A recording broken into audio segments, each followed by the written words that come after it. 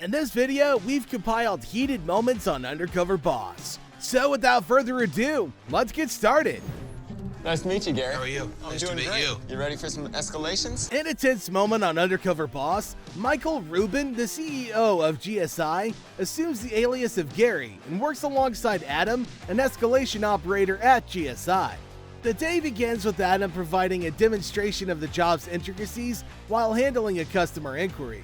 Gary attentively observes, preparing himself for the challenges of managing escalation. Let's see what's going on. Hey, this is Adam. How may I help you? Since it is a customized item and all sales are final on that 30% back, all right. As the phone lines become increasingly busy, Gary's nerves start to fray. The surge of calls and a barrage of complaints overwhelm him, leaving him uncertain about how to effectively address the situation.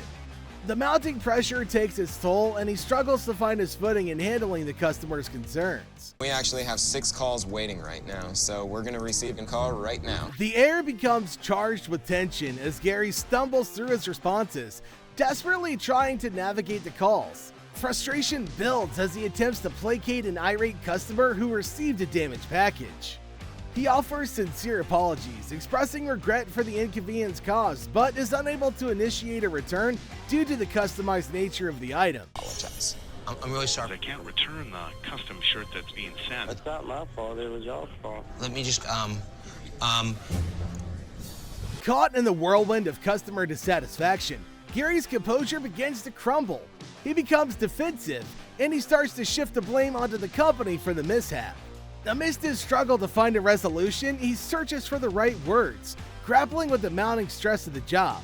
Meanwhile, Adam, an experienced escalation operator, showcases remarkable poise in handling challenging interactions. Despite the heated exchanges, he remains calm and focused on resolving customer issues.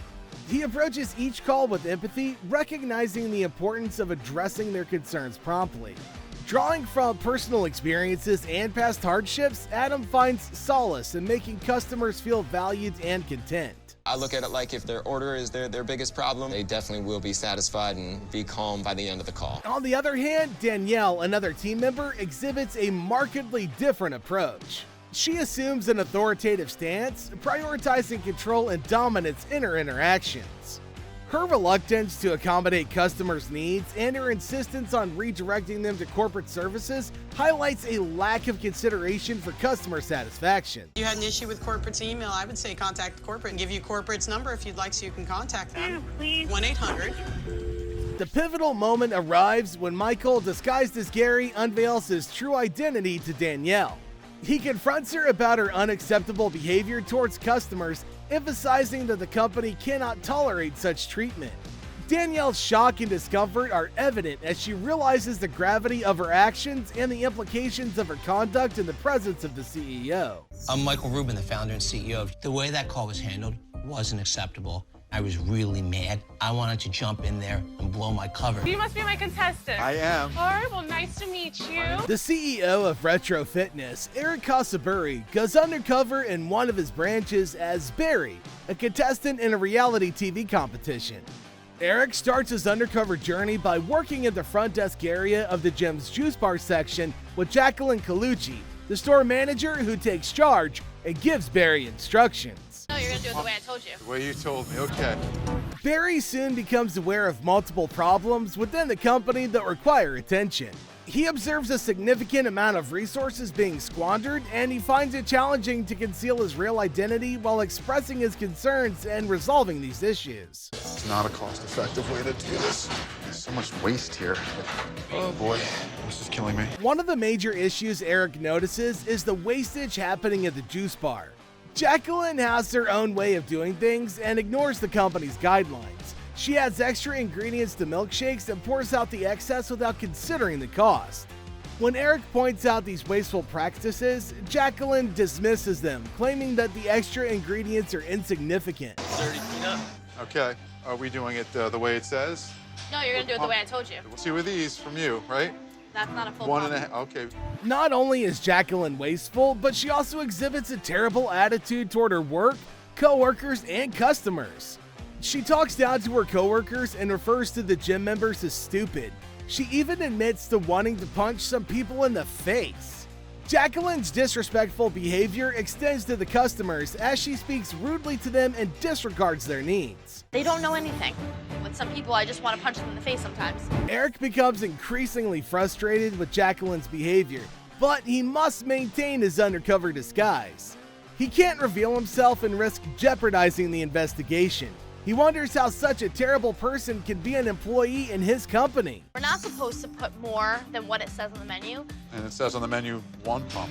I always put 2.5. The moment to uncover the boss arrives, and Jacqueline has no idea about the problems that await her.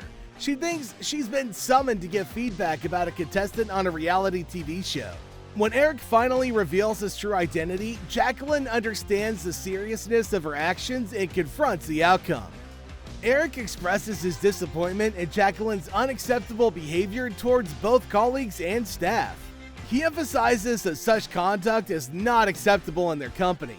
It becomes evident that Jacqueline's future at Retro Fitness is at risk, and she must confront the consequences of her actions. You're coming at me saying that I'm disrespectful to members. There's no answer you could possibly say right now to me. So you can sit here for 15 minutes and talk about this. I won't, but okay. Don't waste both our time.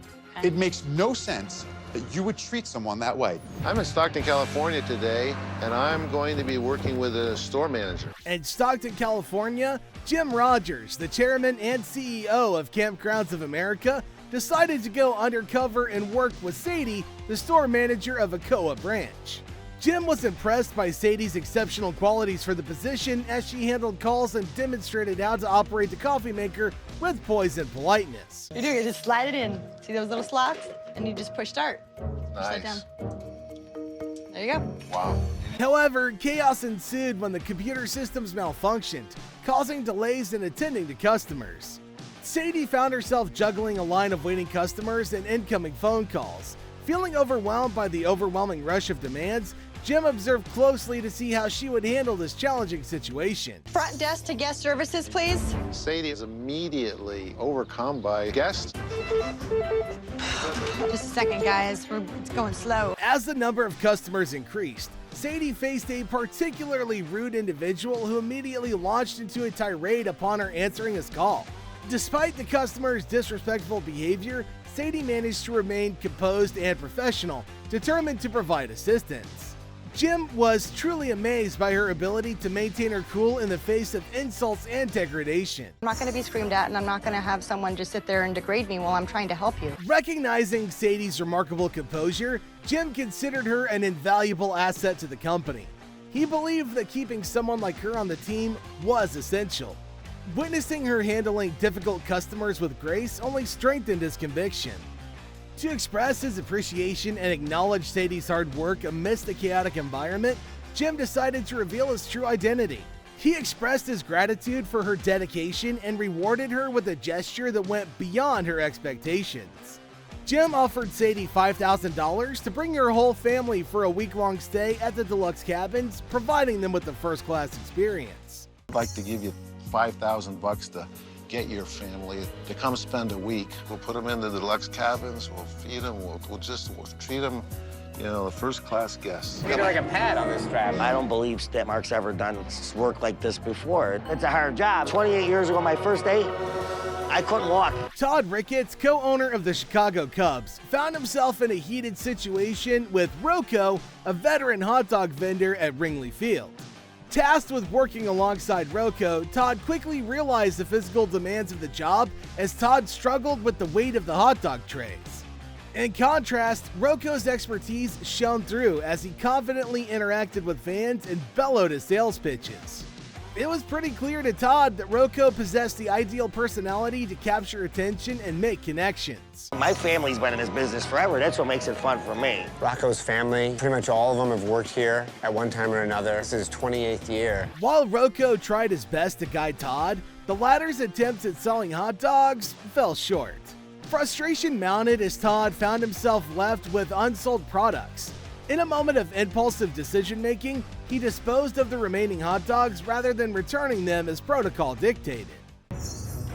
Not good. Did you throw hot dogs in the garbage can? No. I don't know what to say. You have to bring back whatever you don't sell. So it's $18 right there. It's gonna come out of my pocket. Rocco, unaware of Todd's personal reimbursement for the discarded items, discovered the act and struggled to conceal his disappointment. His face betrayed a mix of frustration and concern. However, when Todd eventually revealed his true identity, he acknowledged his mistake and commended Rocco's commitment to the job. He extended an olive branch, proposing a special honor and recognition of Rocco's services. As Todd revealed his plans for the newly established Ringley Field Award, a token of gratitude for Rocco's dedicated years of service, he expressed his admiration for Rocco's perseverance. Working with you inspired me to create a new annual award called the Wrigley Field Award, and you're going to be the first recipient. In addition to the award, Todd surprised Rocco with an array of gifts to show his appreciation.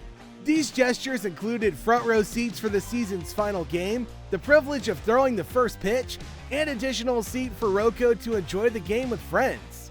To top it off, Todd offered a generous cash prize. We're going to put you in the row A for the last game of the season. We're going to have you throw out the first pitch and the $1,000 cash award. They're just going to do whatever they want. I'm going to just go.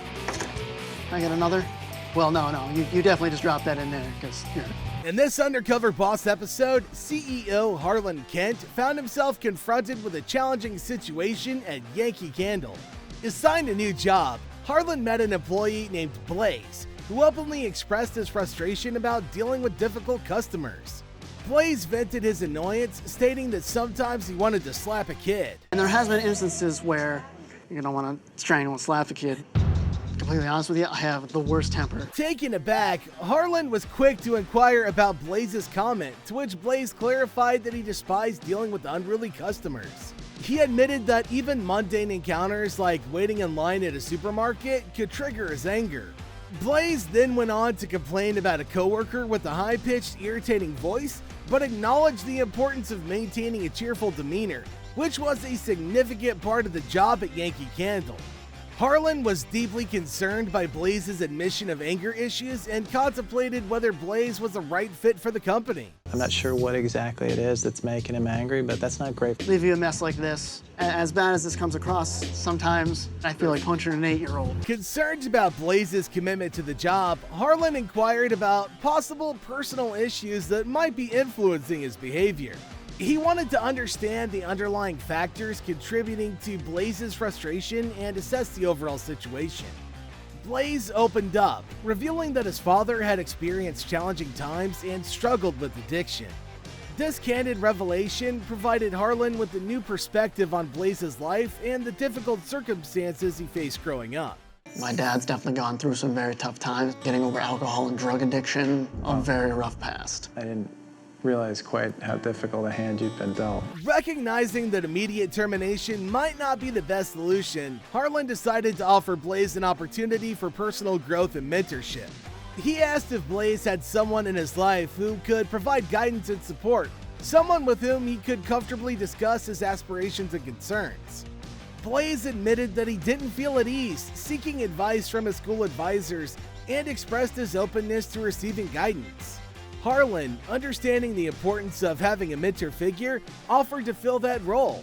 He emphasized his willingness to provide support, drawing upon his own experiences and offering insights to help Blaze navigate his personal and professional journey. Have you got a role model or somebody who can help you with career advice, school advice, things like that? You don't have to do this just because I'm the CEO. I'm offering this as a person who's had the opportunity to see a bunch of different things. Some bosses on Undercover Boss win the heart of their employees and acknowledge their commitment and loyalty. You won't want to miss out on our video, Best Employees on Undercover Boss. Click here to watch.